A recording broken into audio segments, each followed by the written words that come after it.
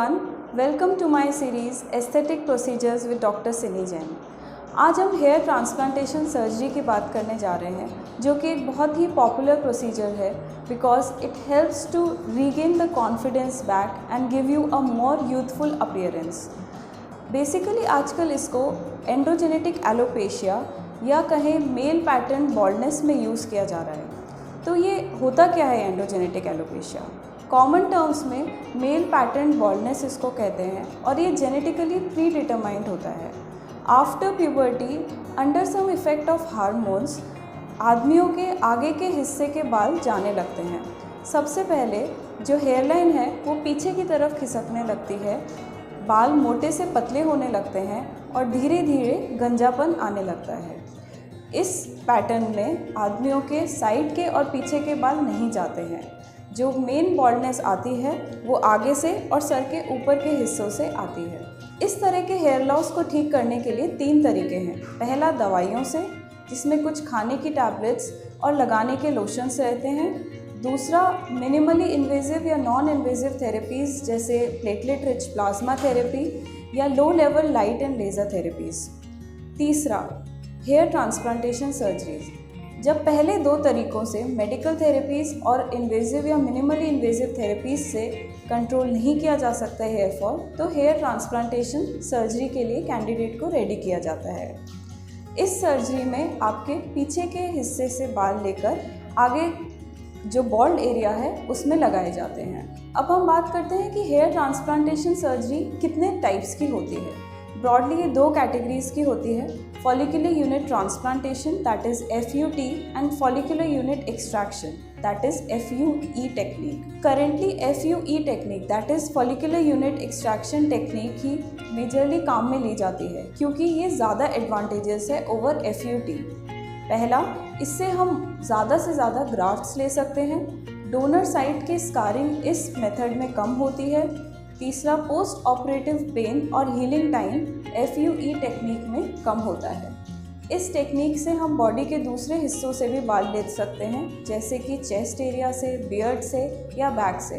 But अमूमन जो best grafts रहते हैं वो खुद ही के सर के पीछे के हिस्से से बाल लिए जाते हैं। स्किना क्लिनिक पर हम FUE टेक्निक का ही यूज़ कर रहे हैं विद मोस्ट एडवांस्ड इक्विपमेंट्स। तो आइए जानते हैं स्टेप बाय स्टेप कि ये सर्जरी कैसे की जाती है। सबसे पहले एक राइट कैंडिडेट का चयन करना ज़रूरी है इस सर्जरी के लिए। हमारे कुछ क्राइटेरियाज़ हैं। अगर पेशेंट उसमें फिट बैठता है तो ही वो सर्जरी के लिए एलिजिबल माना जाता है। पेशेंट की प्रॉपर काउंसलिंग की जाती है। टोटल नंबर ऑफ ग्राफ्ट्स जो हम हार्वेस्ट कर सकते हैं पेशेंट के डोनर एरिया से वो कैलकुलेट किए जाते हैं और एक पेशेंट को डेट दी जाती है सर्जरी की। कुछ मेडिकेशंस या एंटीबायोटिक्स अगर उसकी नीड है तो हम वो पेशेंट को सजेस्ट करते हैं और एक proper to do list patient को बनाकर दी जाती है।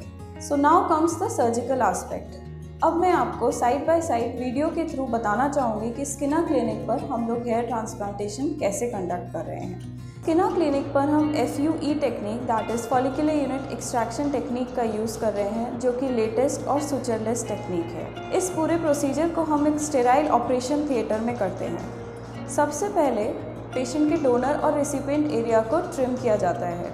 उसके बाद पेशेंट को पूरा क्लीन कर उसको एक हेयरलाइन मार्क की जाती है, जो कि उसका नेचुरल लुक उसको दे।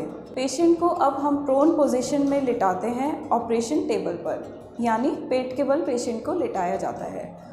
इसके बाद सबसे पहले लोकल और ट्यूमेसेंट एनेस्थीसिया डोनर साइड पे धीरे धीरे स्लोली एंड ग्रेजुअली इन्फिल्ट्रेट किया जाता है, जिससे ये पूरा हिस्सा सुन्न हो जाता है और यहाँ से हम ग्राफ्ट्स को ले सकते हैं, जैसा कि आप इस वीडियो में देख रहे हैं। ग्राफ्ट्स को लेने के लिए हम मोस्ट एडवांस्ड इक्विपमेंट जो है मोटराइज्ड पंच डिवाइस उसको यूज़ करते हैं। इससे ग्राफ्ट्स ट्रांसैक्ट नहीं होते। हेल्दी ग्राफ्ट्स बहुत जल्दी प्रोक्योर किए जा सकते हैं। ये सारा प्रोसीजर एक मैग्नीफाइंग ग्लास के अंडर किया जाता है, जिससे कि हम हेल्दी ग्राफ्ट्स निकाल पाएँ और वो ख़राब ना हो। एक ग्राफ्ट में लगभग 1 से 4 बाल होते हैं। इसके बाद जब हम सारे ग्राफ्ट्स ले लेते हैं उसको नॉर्मल सलाइन में ट्रांसफ़र किया जाता है। स्किना क्लिनिक पर हम लोग एक एक ग्राफ्ट को माइक्रोस्कोप के अंडर एग्जामिन करते हैं और खाली हेल्दी ग्राफ्ट्स ही ट्रांसप्लांट किए जाते हैं। सिंगल और डबल ग्राफ्ट्स को भी अलग किया जाता है माइक्रोस्कोप के अंदर ही। इसके बाद रेसिपिएंट एरिया को तैयार किया जाता है। इसमें भी हम लोकल और ट्यूमिसेंट एनेस्थीसिया डालते हैं। उसके बाद 21 गेज नीडल से इस एरिया में सही डायरेक्शन में स्लिट्स किए जाते हैं, जैसा कि आप वीडियो में देख सकते हैं। इसके बाद धीरे धीरे करके मैनुअली फोर्सेप्स की हेल्प से एक एक ग्राफ्ट को इन स्लिट्स के अंदर डाला जाता है। आप देख सकते हैं किस तरह से ये सारे ग्राफ्ट्स उसके रिसिपिएंट एरिया में हमने इम्प्लांट कर दिए हैं। इसके बाद हम लोग लाइट प्रेशर देते हैं और एक वेट गॉज पीस लगा देते हैं, जिससे हीमोस्टेसिस अचीव हो जाए और ग्राफ्ट्स बाहर पॉप आउट ना करें। इसके बाद एंटीबायोटिक क्रीम लगा के नॉन एडहेरेंट बैंडेज से रिसिपिएंट और डोनर एरिया को कवर कर दिया जाता है। इसके बाद पेशेंट्स को कुछ पोस्ट ऑपरेटिव इंस्ट्रक्शंस दिए जाते हैं, एंटीबायोटिक्स दी जाती हैं और फिर थर्ड डे पेशेंट को हम लोग अपने सेंटर पे बुलाते हैं फर्स्ट हेड वॉश के लिए आफ्टर हेयर ट्रांसप्लांटेशन सर्जरी। तो इस तरह से फुली एडवांस्ड और स्टेराइल टेक्निक से स्किना में हेयर ट्रांसप्लांटेशन सर्जरीज कंडक्ट की जा रही हैं। We have many happy and satisfied patients at our centre post hair transplant. I'll just share you some pics of the pre and post transplant patients and you can yourself make the difference.